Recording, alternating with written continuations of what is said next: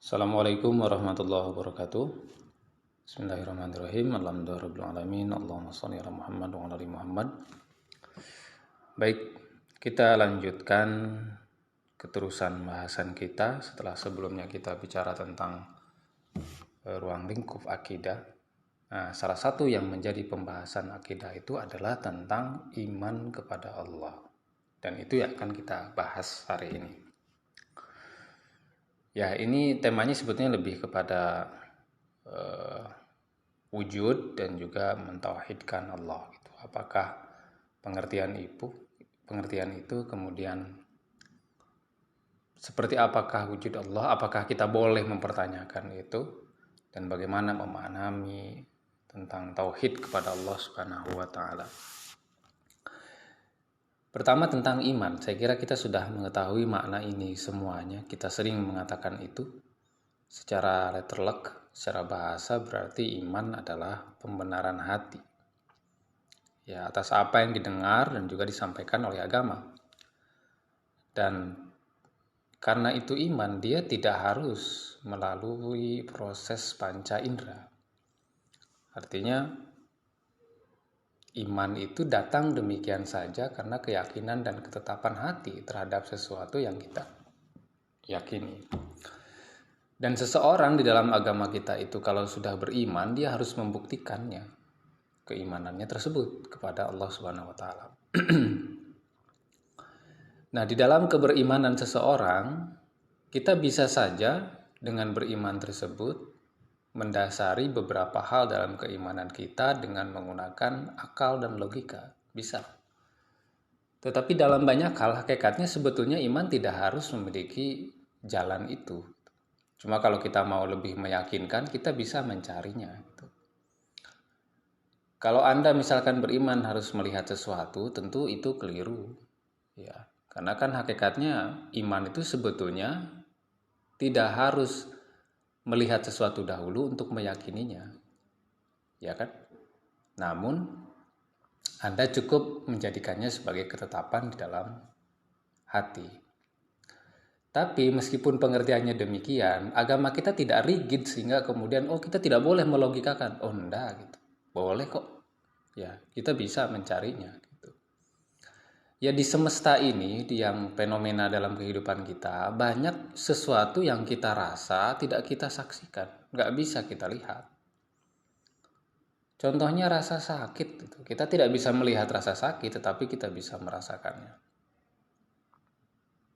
Angin AC yang kita rasakan di kelas itu tidak bisa kita lihat bagaimana bentuknya, tetapi kita bisa merasakannya. Itu hal-hal yang kita rasakan di alam dunia ini. Hal itu bisa kita tarik ke dalam wujud Allah Subhanahu wa taala, bahwa dia ada.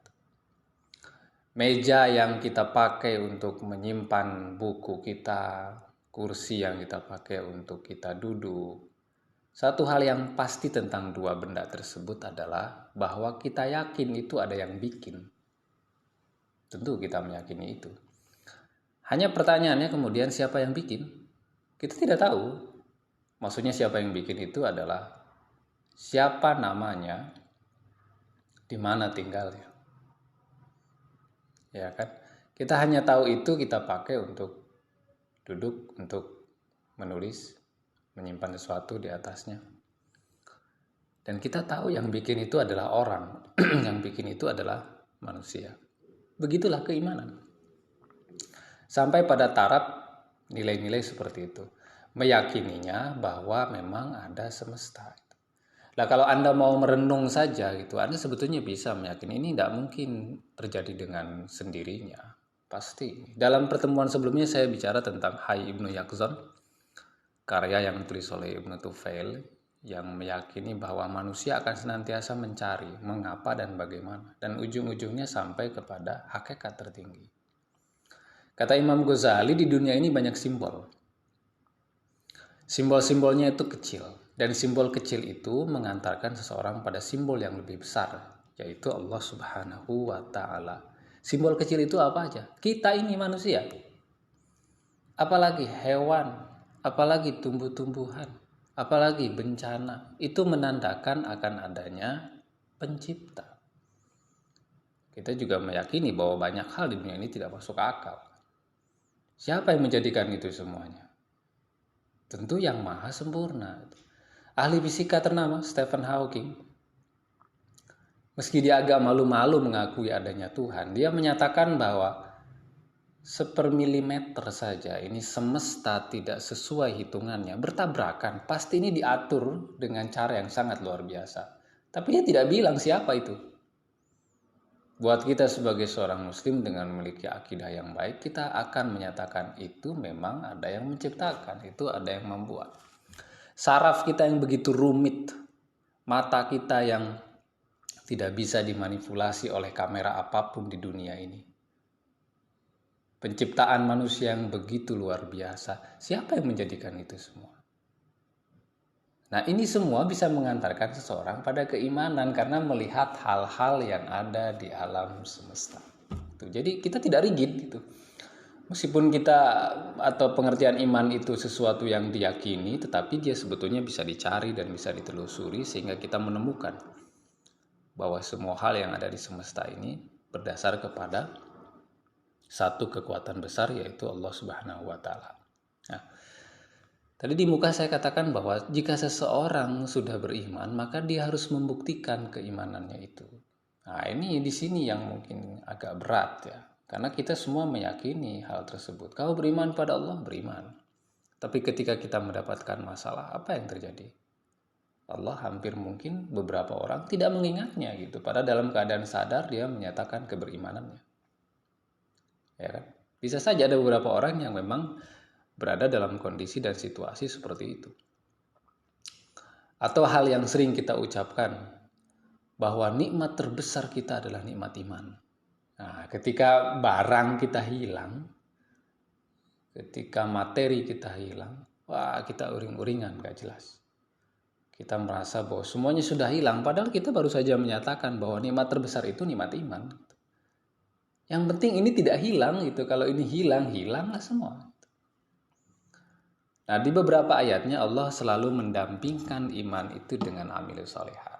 Jadi kalau memang seseorang sudah beriman kepada Allah, saya yakin dengan Allah Subhanahu wa Ta'ala sebagai pencipta saya. Saya yakin Allah yang mengatur hidup saya.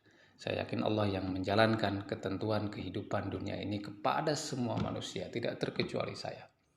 Pembuktian itu sudah kita lihat dan kita sudah merasakan keimanan saja, keimanan dalam diri dan hati.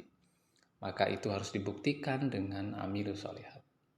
Amilus sholihat itu adalah pekerjaan, daya untuk melakukan sesuatu yang bermanfaat. Entah itu Anda belajar, entah itu bisa diartikan Anda berpikir, entah itu bisa diartikan Anda berimajinasi, yang kesemua tujuannya adalah demi nilai-nilai ibadah. Jadi sebelum Anda melakukan perbuatan-perbuatan baik di dunia, dasarnya itu harus keimanan dulu. Bahwa Anda belajar itu memang berdasar kepada iman. Saya begini karena beriman. Saya ke kampus karena beriman. Saya melaksanakan tugas-tugas itu karena iman. Saya berbuat baik kepada orang lain karena keimanan. Kenapa? Karena itu bakal dibalas. Ya kan? Perbuatan buruk ya juga akan dibalas. Maka banyak amilus sholihat tentu akan memperbanyak nilai. Ketika Anda sudah berbuat di dalam lapangan kerja, komunikasi, kalau Anda tidak mendasari pekerjaan Anda kepada iman, Anda akan memberitakan berita bohong, berita hoax, mengadu domba, karena tidak ada iman. Kalau mereka beriman, pasti mereka akan membuktikan dengan amilus sholihat. Saya hanya akan memberitakan sesuatu yang fakta di lapangan. Ya kan? Ketika dia kehilangan apapun, ya dia tidak akan peduli. Oh, tidak apa-apa, hilang saja. Saya masih punya iman kok. Nah, ini berat ini. Kalau udah membuktikan bagian ini susah.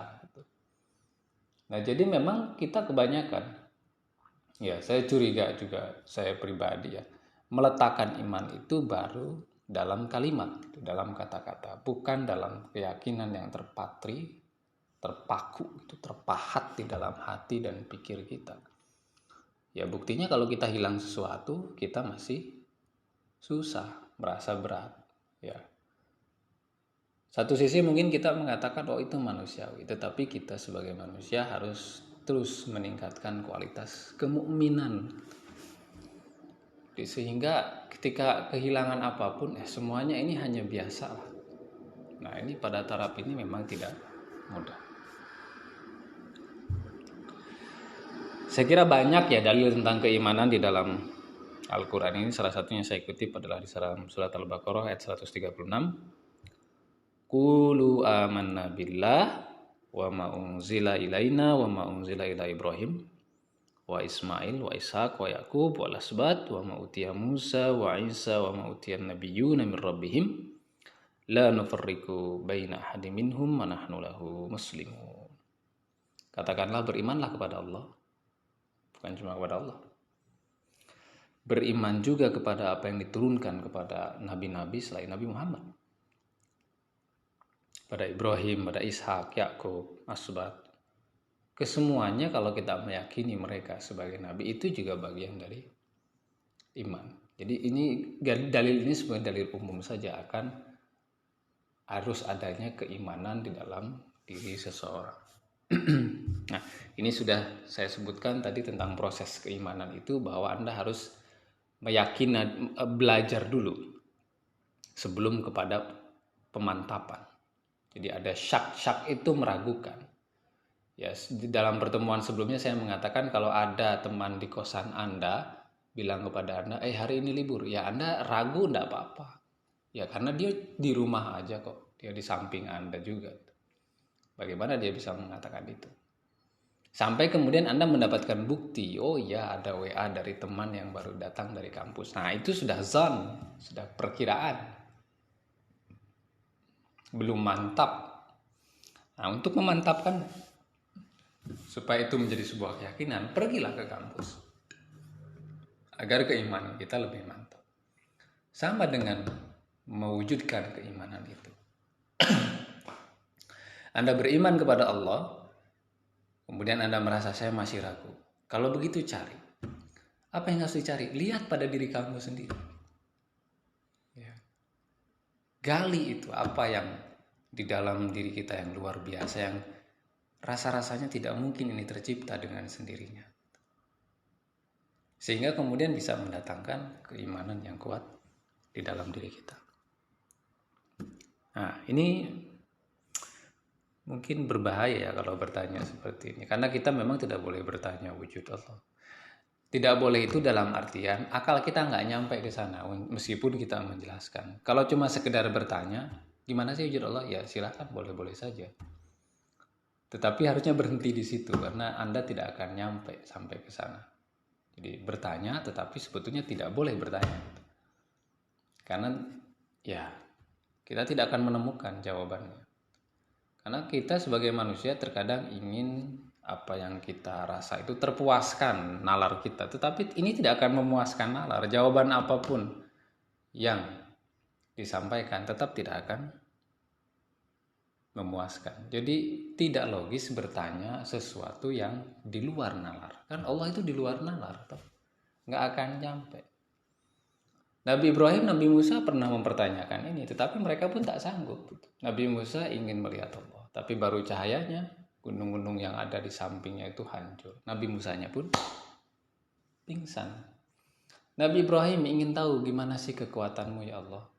Ya, Nabi Ibrahim bukan tidak yakin dengan, tapi dia hanya ingin lebih meyakinkan dirinya, sehingga Allah menyuruh dia untuk menyembelih beberapa burung dan disimpan di gunung yang berbeda. Karena setelah itu dia panggil burung-burung itu, ya'ti nakasa, ya mereka datang dengan bentuk yang sempurna.